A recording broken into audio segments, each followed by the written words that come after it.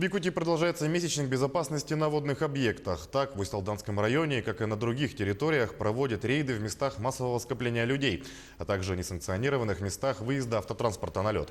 В рейде задействованы сотрудники ГИМС, ГИБДД и представители районной административной комиссии. На водителей, выехавших на лед в период введенных ограничений, административная комиссия составляет административные протоколы. В прошлом году в период контроля было составлено 26 таких протоколов.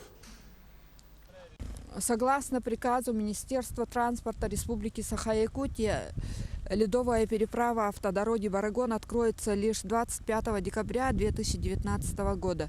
Наша рейдовая группа вот сегодня выехала, чтобы предупредить и пресекать выезды транспортных средств на лед во время введенных ограничений.